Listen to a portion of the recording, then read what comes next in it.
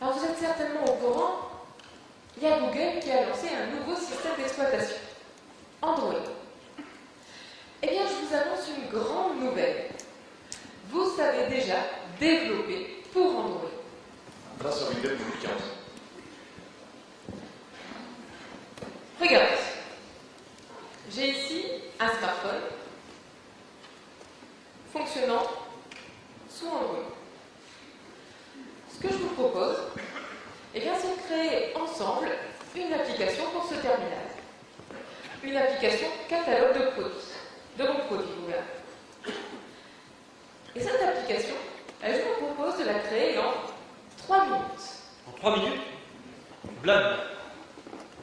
Du Java derrière. Bah, je tiens à parler. Eh ben. Dans 3 minutes, nous aurons sur ce smartphone une application catalogue de produits. Et Marc, t'as intérêt à assurer. Hein. C'est toi qui tiens un petit cadeau pareil. C'est pas ça. Et tiens, on va même chronométrer d'ailleurs.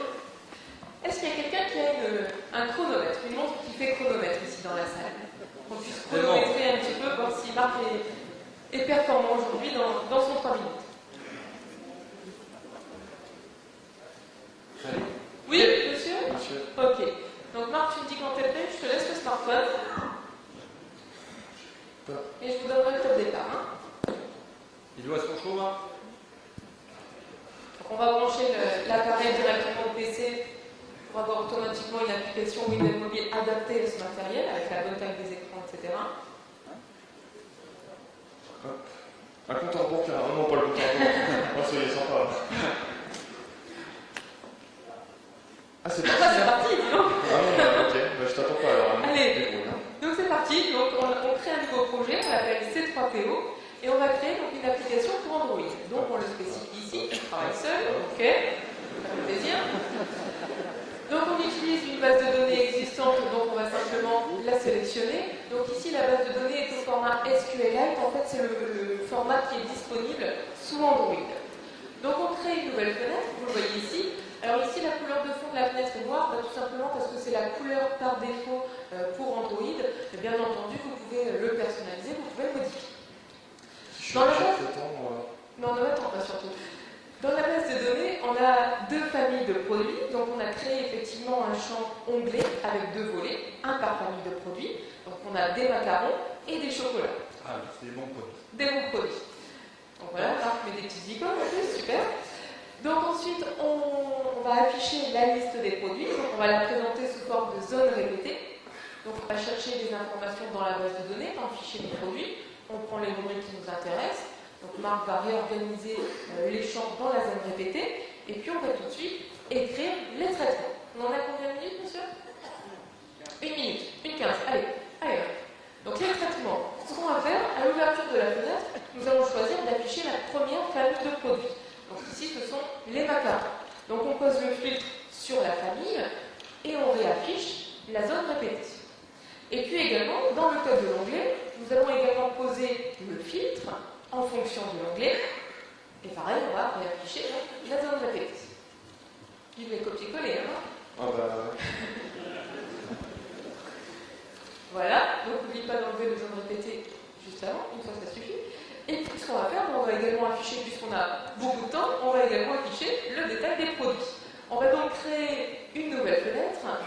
On va prendre les informations de la base de données, donc on va faire un drag and drop depuis le volet de l'analyse. Donc on va prendre photo, descriptif et désignation, s'il te plaît. Donc on prend les éléments de la zone répétée, de la base de données, pardon, et on les met dans la fenêtre. Et puis le code pour afficher les informations, c'est fichier vérifié.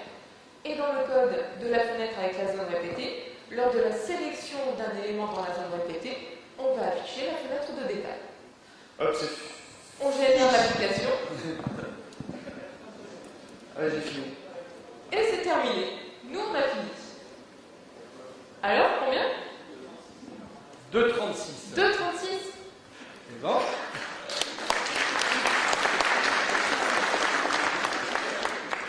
Bravo, Marc. Bon, on veut la voir, pas, cette application. Vous voulez la voir? Oui. Allez, on regarde l'application sous la caméra. T'as dit que c'était des bons produits. Eh bien, oui.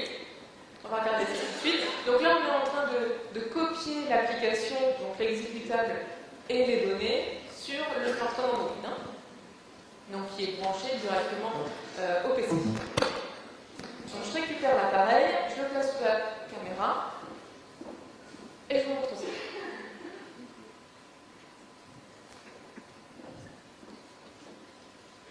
Milieu de la fin. Un message. Donc je vais lancer, je vais aller chercher mon application. Donc ici je retrouve mon application, l'icône de mon application, donc c'est C3PO, vous voyez là. Donc je vais lancer l'appli. Donc je retrouve effectivement ici les deux onglets, donc les macarons et les chocolats. Bien sympa ces produits. Donc je repars sur les macarons, je peux scroller dans la zone répétée, donc ça c'est une nouveauté que vous avez découvert tout à l'heure. Donc je peux aller également voir le détail d'un produit, celui-ci par exemple. Voilà. Donc on a dit combien?